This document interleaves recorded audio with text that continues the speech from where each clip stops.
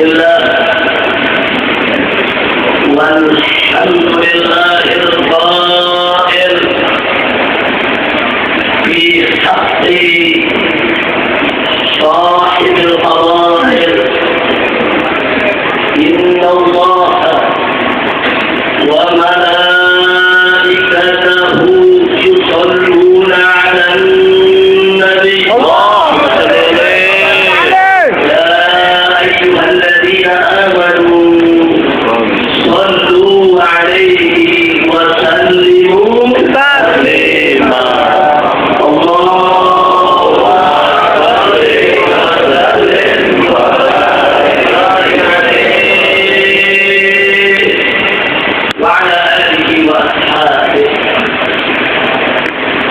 عباد الله أوصيكم جميعا ونفسي بتقوى الله وبطاعة رسول الله صلى الله عليه وسلم ونسأل الله سبحانه وتعالى أن يهدينا إلى صراطه المستقيم ويجعلنا من المهتدين ويدخلنا جنته جنة النعيم بحق سيد المرسلين والحمد لله رب العالمين. جزاه الله منا ومنكم وتقبل يا كريم.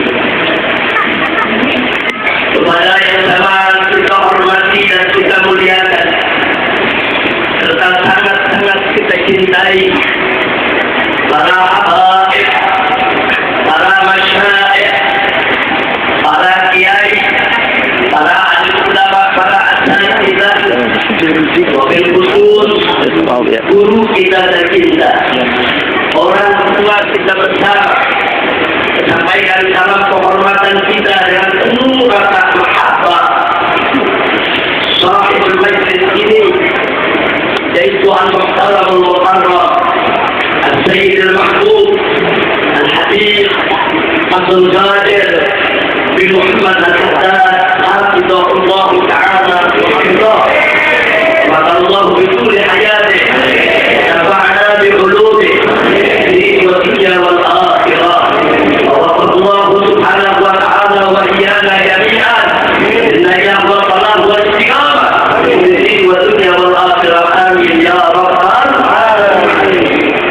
Begitu juga kepada guru kita, orang tua yang kita cintai, Sayyidul Walid Al-Habib Ar-Rahman bin Syekh Al-Awtad hafizahullah ta'ala wa ra'ahu wa madallahu bi tuli hayatih wa nafa'na bi ulumi fi din wa dunya wal akhirah amin ya rabbal alamin.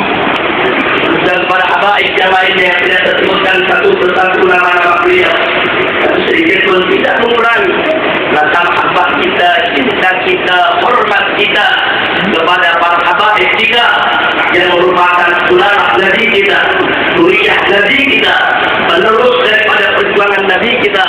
Semoga kita para habaib senantiasa mendapatkan perlindungan dari Allah. Amin ya rabbal alamin. Habaib ya. Kita wajib cinta kepada Nabi. Salah satu bukti cinta kita kepada Nabi, kita wajib untuk mengikuti ajaran Nabi. Siapa taat kepada Nabi, berarti dia taat kepada Allah. Allah katakan dalam Al-Quran, Faqala ta'ala, ma'yuti ar-rasul faqad ata Allah. Tidak sampai di situ, Allah juga mengingatkan kita semua bahwa apa saja yang Nabi ajarkan kepada kita, ambil amalkan. Dan apa saja yang Nabi larang untuk kita melakukannya, Allah mengingatkan kita agar kita segera meninggalkannya. Wallahu subhanahu wa ta'ala qala fi dzalik, "Wa ma ataakum ar-rasul fa'khudhuhu wa ma nahakum 'anhu fattaqu." Sadaqallahul 'azim.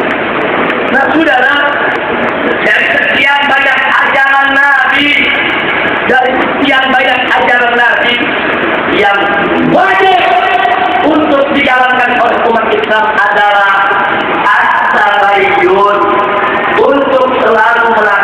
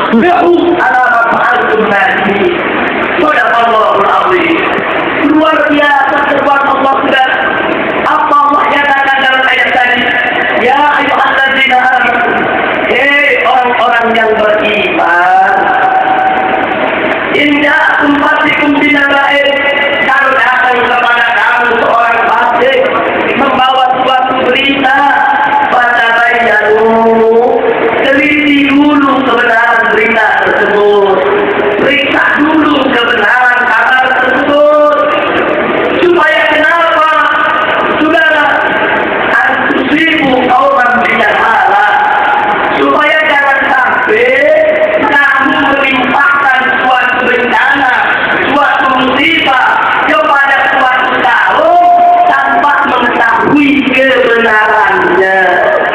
Tidak sampai di situ, kemudian Allah ingatkan fasbihu ala ma fa'altum nadimin. Nanti kalau sudah begitu, kamu akan menyesal di kemudian hari terhadap apa yang kamu lakukan. Hati-hati, penyesalan itu selalu datang belakangan, saudara. Ini peringatan Allah, ini ajaran Allah, ini yang disampaikan oleh Nabi kepada kita semua. Tabayun, periksa berita-berita yang sampai kepada kita, saudara, supaya kita jangan sampai adu domba.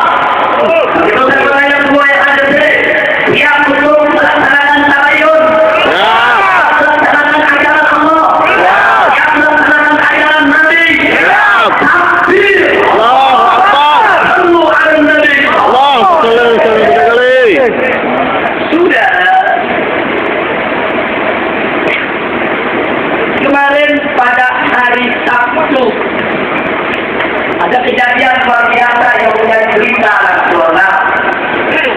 Bahkan akibat berita tersebut, saudara, kita punya orang tua tercinta Al-Habib Arif Asyafri dari Tarik Al-Rambut langsung telepon kepada saya, saudara. Beliau tanyakan, ya ini apa betul antum ini salah? Apa betul antum dikepung? Siapa itu yang mengepung? Siapa itu yang membunuh? Ya ini antum sedang di sana. Bagaimana kondisinya? Apa yang sedang dilakukan? Bagaimana cara menghadapinya? Luar biasa. Tapi saya bersyukur diri. Saudara Allah Ta'ala wa Allah dari negeri yang jauh. Tabayun kau tahu, Tabayun kau tahu. Kenapa harus Asyafri melakukan itu? Karena beliau adalah kuliah Rasul dan melaksanakan ajaran Rasul Sayyidina Muhammad. Saya harus saya jelaskan satu kejadian yang baiklah karena dan saya lupa untuk meminta Tuhan beliau. Tuhan beliau berkata, doa itu adalah senjata orang yang beriman. Aku beribadah. Doa itu adalah pekas dan sumsumnya ibadah. Saya untuk kamu dengan doa tidak ada yang bisa menolong kepada Allah kecuali doa. Doa itu merupakan senjata kita semua. Dari jauhan beliau doakan, panjang beliau doakan untuk keselamatan semua, untuk keselamatan umat Islam agar tidak dibincangi oleh orang-orang kafir dan bumi ini. Semoga Allah memberikan kemenangan kepada kita semua. Amin ya Rabbal Alamin. Dengan modal doa Habib Salih tadi, begitu juga habaib-habaib lainnya, kiai-kiai lainnya, kita berdiri tegak untuk menghadapi kejahatan kanan. Itu merupakan satu energi kekuatan yang luar biasa. Maka itu saya langsung dengan kawan-kawan, para habaib dan para kiai di organisasi yang saya pimpin melakukan langkah-langkah. Sedang kami melakukan langkah, saudara. Kami datang ke MPR, kami datang ke DPR, kami datang ke DPD, kami datang ke beberapa kementerian, kami datang yaitu ke beberapa instansi lembaga-lembaga negara untuk menjelaskan apa yang sedang terjadi. Maka itu saya minta kepada orang-orang tua kami, para habaib, semestinya saya ini harus hadir di maulid-maulid para habaib. Tapi kemarin ada beberapa maulid saya tidak bisa untuk menghadirinya. Karena banyak tokoh-tokoh nasional yang ingin minta keterangan, saudara. Ada yang berani secara terbuka, ada yang berani secara tertutup, ada yang minta keterangan, ada yang minta setelah hukum, saudara. Semua kita jalil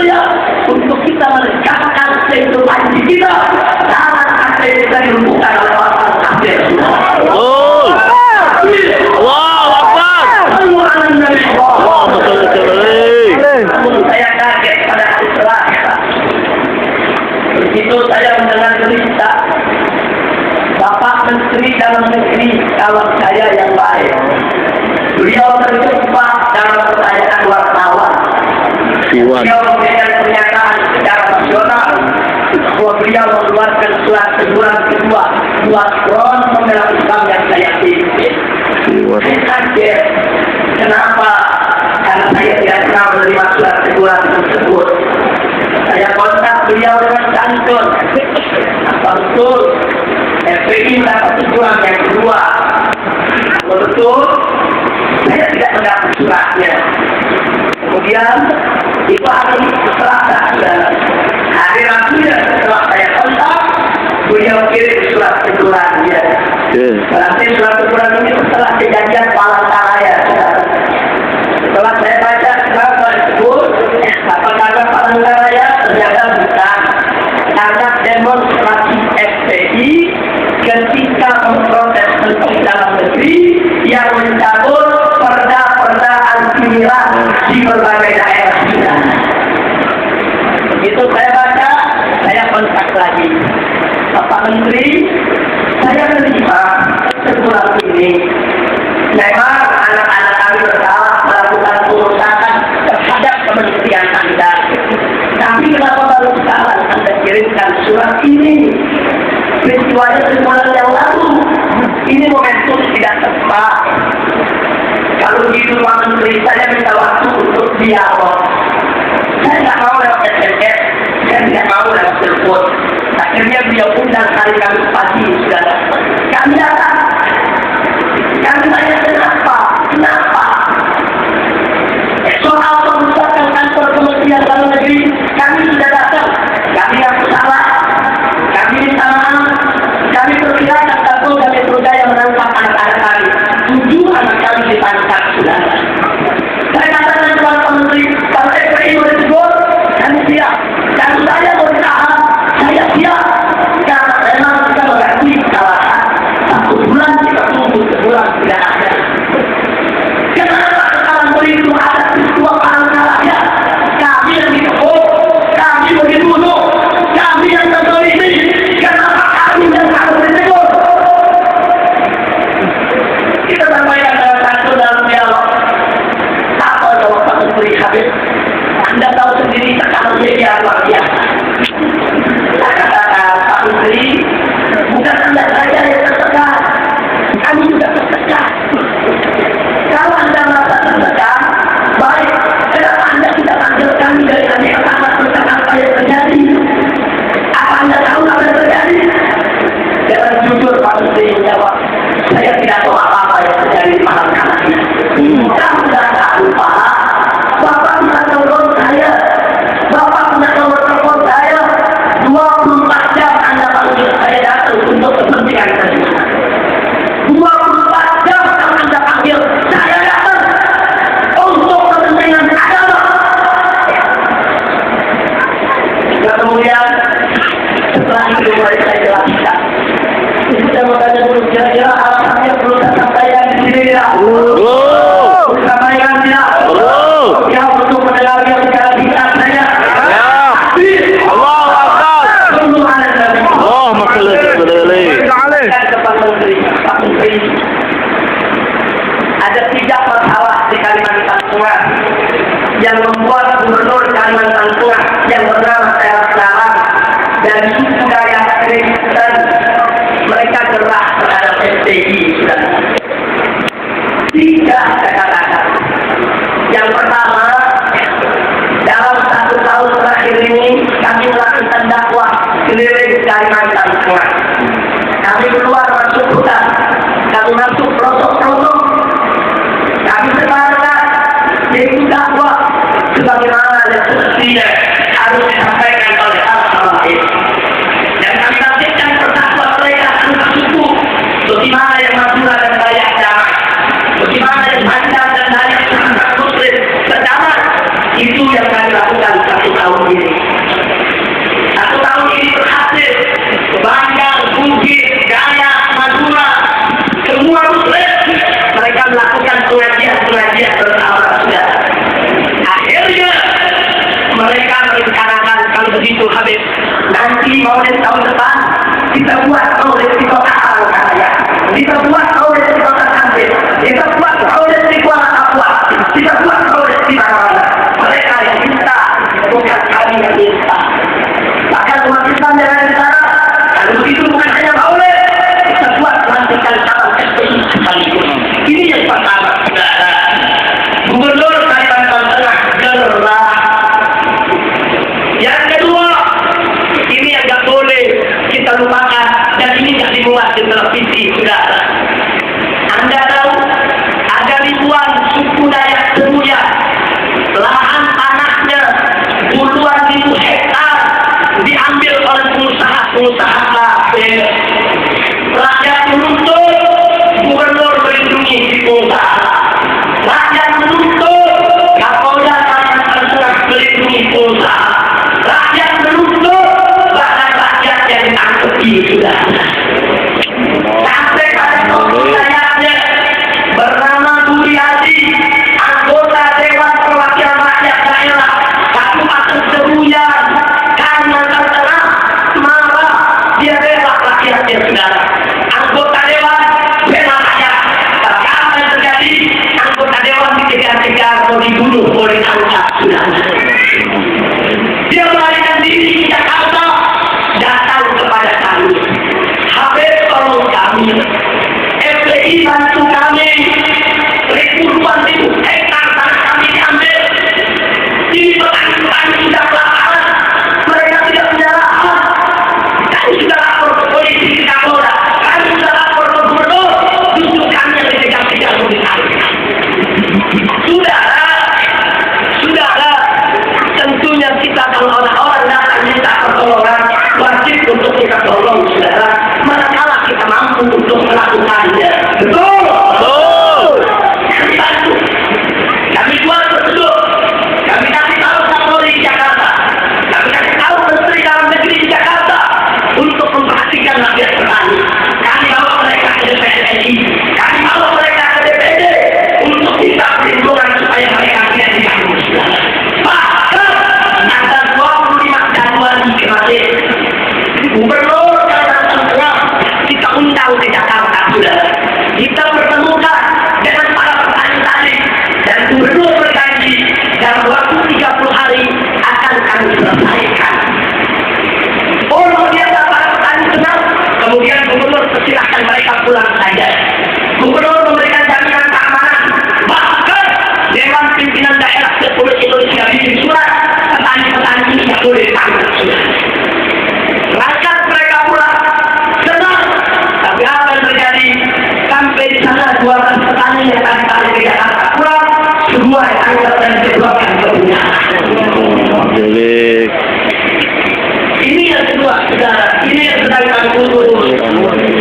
Yang ketiga, saudara, cukup 3 saja saya mau sampaikan.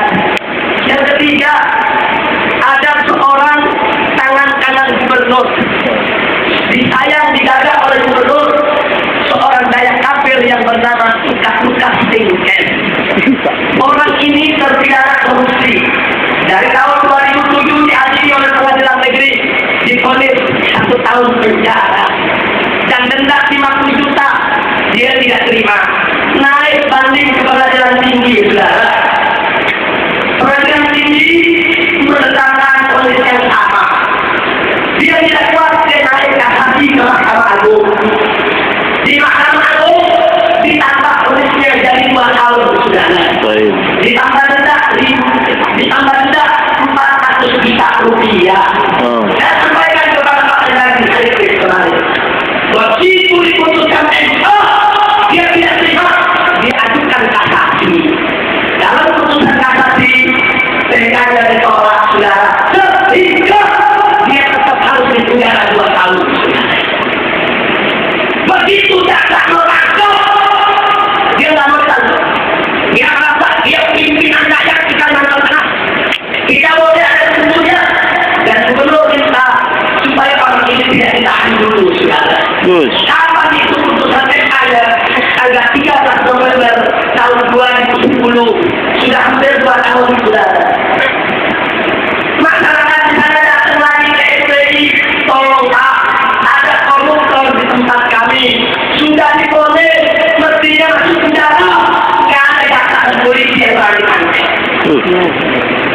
Ini sudah ya kan sudah urus.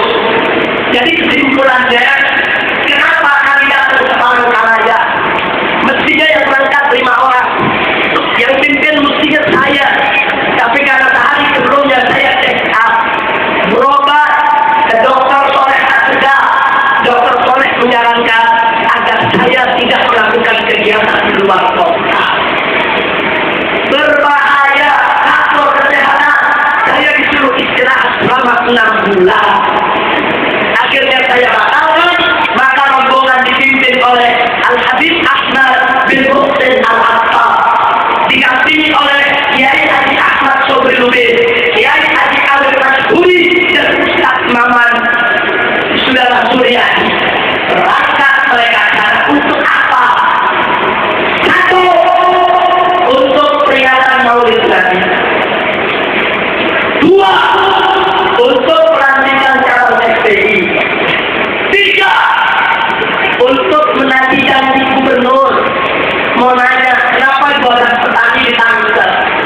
Kan kemarin ketemu di Jakarta, katanya janji nggak ditangkap. Yang keempat, kami mengatur ke kejaksaan. Kenapa Lukas Tingkes tidak ditangkap? Putusannya sudah inkrah sejak 2 tahun yang lalu. Saya bertanya, FPI datang ke sana, saudara, untuk memperingati Maulid Nabi, salah tidak? Salah tidak? Tidak. FPI datang ke sana untuk membela petani yang dizalimi, salah tidak? Salah tidak? FPI datang ke sana meminta kepada kejaksaan untuk menegakkan hukum, salah tidak? Salah tidak? Tapi mantan gubernur FPI salah sudah. Kenapa? Karena kalau FPI sampai turun, datang, mereka takut goblok, mereka terbongkar. Makanya mereka kerahkan maka mereka bertumbuh darah dengan berbagai macam senjata tajam. Pesawat-pesawat tidak pernah diturun, berbagai macam senjata sudah mereka tidak keluarkan dari sarang akibat loh. Tidak sampai situ, aku Maulid mereka bakar, tenda Maulid mereka bakar, rumah Habib Putri mereka hancurkan sebagai salah satu hadiah sudah. Rumah orang-orang jagat muslim yang membantu saya boleh toko-toko mereka semuanya hancurkan sudah. Ini sisi tidak muat. Sisi tidak muat. Tapi saya punya foto umumnya sudah. Ini saya serahkan kemarin. Saya serahkan ke MPR dan juga kita serahkan ke Menteri Dalam Negeri. Kita tunjukkan bagaimana panggung Maulid dibakar, bagaimana tenda Maulid dibakar, bagaimana rumah Habib Putri dihancurkan juga. Tidak sampai di situ. Bahkan ada seorang pemuda, saya Umar, dihakimi, digebuki, dianiaya oleh mereka. Ini bukti foto bagaimana mereka membawa berbagai macam senjata tajam. Tidak sampai di situ, saudara. Kami juga punya bukti. Ini foto bagaimana orang yang bernama Lukas Tingkes yang tadi kami minta ditangkap karena kasus korupsi ternyata berada paling depan memimpin bangsa. Kami punya fotonya. Ini Lukas Tingkes. Dia pimpin masa dan ini paling pinggir berbaju hijau. Ini sekretaris provinsi. Masya Allah. Konspirasi. Mereka fakta saudara. Tidak apa-apa. Konspirasi. Kami tidak mau berada ini, tapi kami akan tuntut mereka dengan dalam hukum. Orang Menteri Dalam Negeri tahu, Menteri Dalam Negeri minta maaf. Ya, kita terima minta maafnya, tapi ini harus jadi pelajaran. Jangan bicara dulu kalau tidak tahu. Betul. Itu kami tidak akan berhenti, saudara. Kita akan terus berjuang. Ini salinan putusan Mahkamah Agung, saudara. Ini sudah kami serahkan ke Menteri Dalam Negeri. Ini putusan resmi dari Mahkamah Agung. Kita tidak memfitnah dan kita tidak bekerja. Yang suruh kami datang, saudara, orang Dayak Muslim di Kalimantan Tengah ada 80%, saudara. Dayak Kristen cuma 30, ada 20%. Tidak banyak. Karena itu, saudara, kami tidak mau tahu. Pemerintah kami sudah sampaikan ke Jaksa Agung bahwa orang yang sudah dijatuhkan vonis hukuman harus segera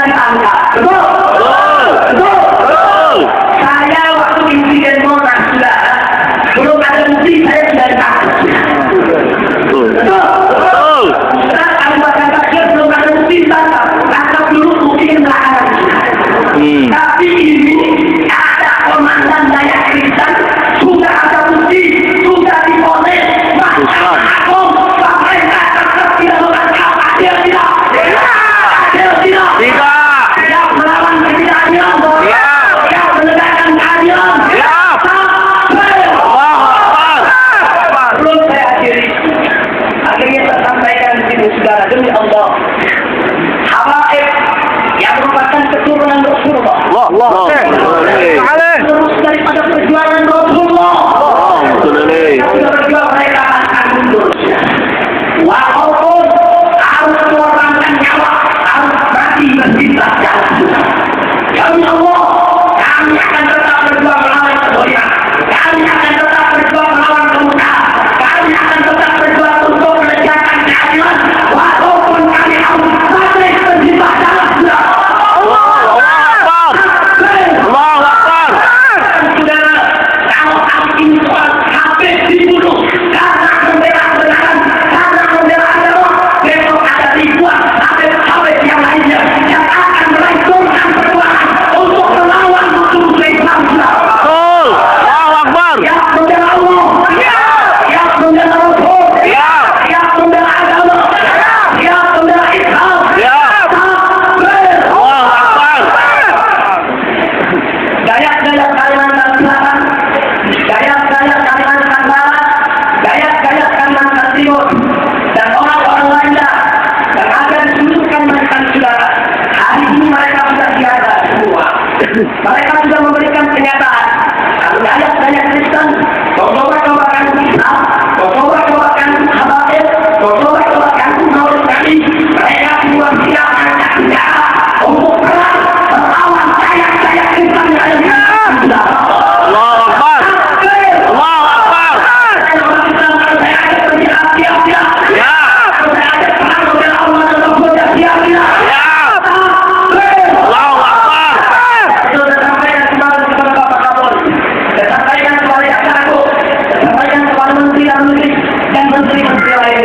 Saya minta peristiwa baru Kanada dipercayakan kita.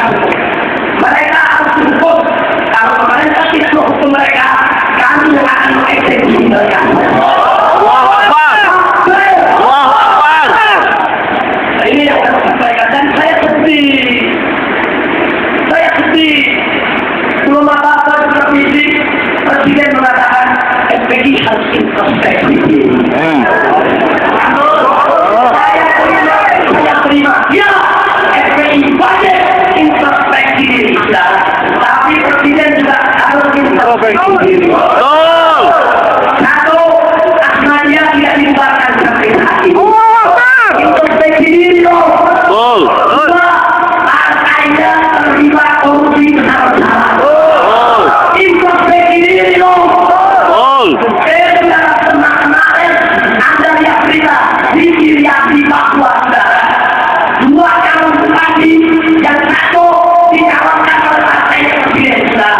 Itu pendukungnya Pak lakukan bakar-bakaran, bunuh-bunuhan, dimakan orang sudah mati, bunuh bangunan sudah terbakar. Introspeksi diri dong. Betul. Kadang-kadang sudah kuman di seberang tanpa, gajah di kerobong kata-kata. Betul. Betul. Betul. Cara mereka ya, saudara. Oh, kalau Presiden katakan FPI bisa dibubarkan, kita lihat saja FPI yang bubar atau Presiden yang bubar. Presiden yang bubar. Allahu Akbar. Allahu Akbar. Baik, saya bertanya sekali lagi, yang berjihad di jalan Allah, Siap. yang bela agama, Siap. yang berjalan bersama para sahabat. Siap.